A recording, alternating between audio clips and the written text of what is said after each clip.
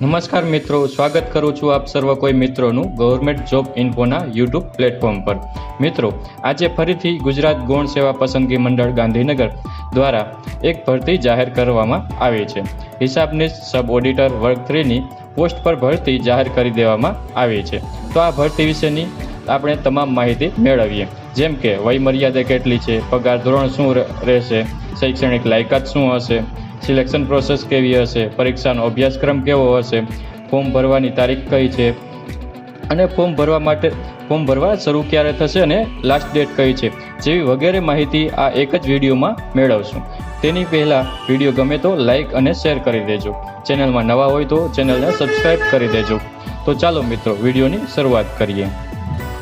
મિત્રો, ગુજરાત ગૌણ સેવા પસંદગી મંડળ ગાંધીનગર દ્વારા પેટા હિસાબનીશ અને સબ ઓડિટર વર્ગ 3ની ભરતી બહાર પાડવામાં આવી છે, જેને તમે ઓનલાઈન એપ્લિકેશન કરી શકશો।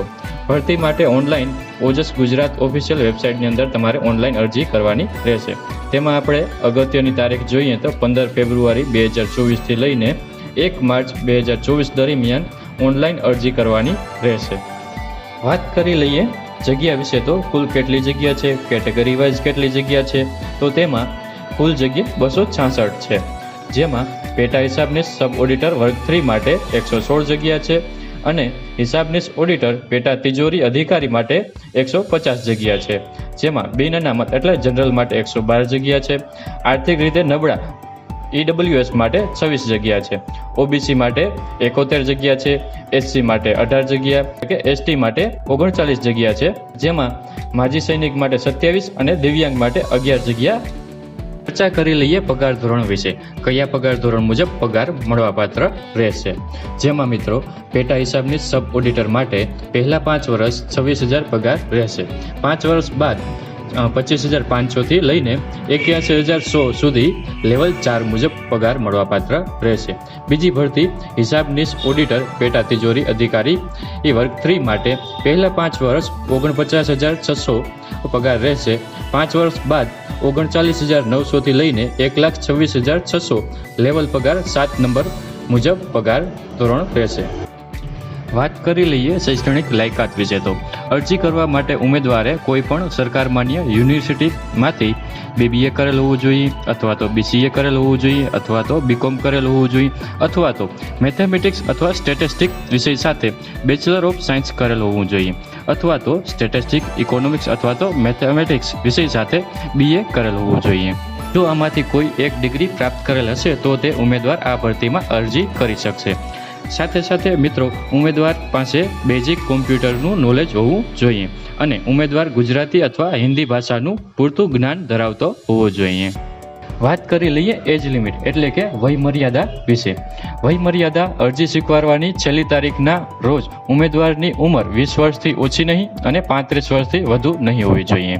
અને સાથે સાથે વય મર્યાદામાં છૂટછાટ જોઈએ તો સામાન્ય કેટેગરીની મહિલા ઉમેદવારને 5 વર્ષ, અનામત કેટેગરીના પુરુષો ઉમેદવારને 5 વર્ષ, અનામત કેટેગરીના મહિલા ઉમેદવારને 10 વર્ષ, સામાન્ય કેટેગરીના દિવ્યાંગ ધરાવતા પુરુષો ઉમેદવારને 10 વર્ષ, સામાન્ય કેટેગરીના દિવ્યાંગતા ધરાવતા પુરુષ મહિલાને ઉમેદવારને 15 વર્ષ, અનામત કેટેગરીના દિવ્યાંગ ધરાવતા પુરુષો ઉમેદવારને 15 વર્ષ, અનામત કેટેગરી દિવ્યાંગ ધરાવતા મહિલા ઉમેદવારને 20 વર્ષ અને માજી સૈનિક ઉમેદવારો માટે 3 વર્ષની છૂટછાટ મળશે। હવે મિત્રો, આગળ પરીક્ષા ફી વિશે વાત કરીએ તો બિન અનામત વર્ગના ઉમેદવારો માટે પ્રાથમિક પરીક્ષા માટે 500 રૂપિયા ફી રહેશે તથા મુખ્ય પરીક્ષા માટે 600 રૂપિયા ફી રહેશે અને અનામત વર્ગના ઉમેદવારો માટે પ્રાથમિક પરીક્ષા માટે 400 રૂપિયા ફી રહેશે અને મુખ્ય પરીક્ષા માટે 500 રૂપિયા ફી ભરવાની રહેશે અને જે ઉમેદવાર પરીક્ષામાં ઉપસ્થિત અથવા તો હાજર રહેશે તેને પરીક્ષા ફી પરત મળવાપાત્ર રહેશે। આગળ વાત કરી લઈએ પરીક્ષા પદ્ધતિ વિશે, તો મિત્રો આ ભરતી માટે પરીક્ષા 2 તબક્કામાં લેવામાં આવશે, જેમાં પ્રથમ તબક્કામાં પ્રાથમિક પરીક્ષા, જેમાં MCQ પ્રકારની પરીક્ષા હશે, જે કોમ્પ્યુટર બેઝિકની પદ્ધતિ દ્વારા દેવાની રહેશે। બીજા તબક્કાની પરીક્ષાની વાત કરીએ તો જે ઉમેદવારને પ્રાથમિક પરીક્ષા પાસ કરશે તે જ ઉમેદવાર મુખ્ય પરીક્ષા આપી શકશે અને તે પરીક્ષા લેખિતમાં આપવાની રહેશે। હવે મિત્રો આગળ પરીક્ષાના અભ્યાસક્રમ વિશે ચર્ચા કરીએ તો પ્રાથમિક પરીક્ષા માટે ટોટલ 150 MCQ રહેશે, 2 કલાકનો ટાઈમ આપવામાં આવશે અને એક MCQનો 1 માર્ક રહેશે. તેમાં પણ સાથે સાથે નેગેટિવ માર્કિંગ પણ રહેશે અને તેનું એક જ પેપર આપવાનું રહેશે.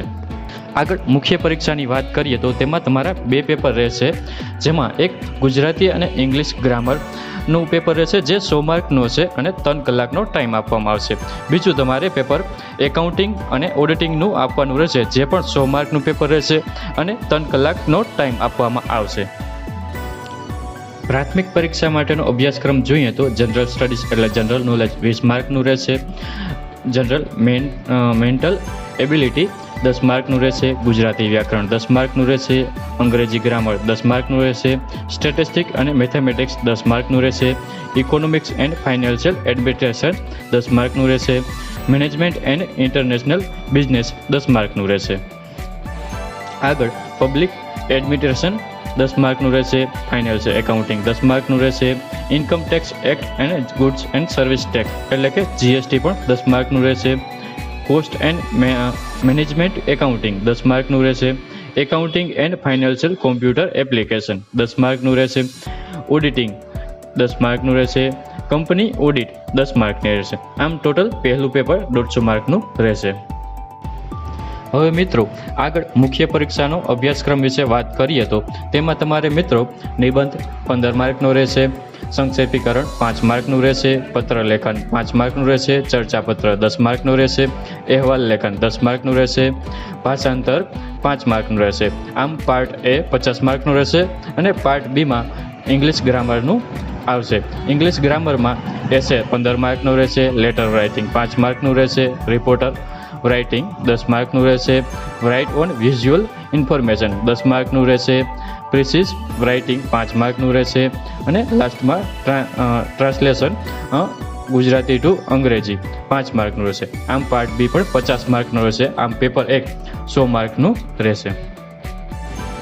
મુખ્ય પરીક્ષામાં પ્રશ્નપત્ર 2ની વાત કરીએ તો બીજા પ્રશ્નપત્રમાં ફાઇનાન્શિયલ એકાઉન્ટિંગ 15 માર્કનું રહેશે, કોસ્ટ એકાઉન્ટિંગ 10 માર્કનું રહેશે, મેનેજમેન્ટ એકાઉન્ટિંગ 10 માર્કનું રહેશે, income tax act and goods and service tax 15 માર્કનું રહેશે, ઓડિટિંગ 10 માર્કનું રહેશે, ઇકોનોમિક્સ એન્ડ ફાઇનાન્શિયલ એડમિનિસ્ટ્રેશન 15 માર્કનું રહેશે, સ્ટેટિસ્ટિક એન્ડ મેથેમેટિક્સ 15 માર્કનું રહેશે, મેનેજમેન્ટ એન્ડ ઇન્ટરનેશનલ બિઝનેસ 10 માર્કનું રહેશે.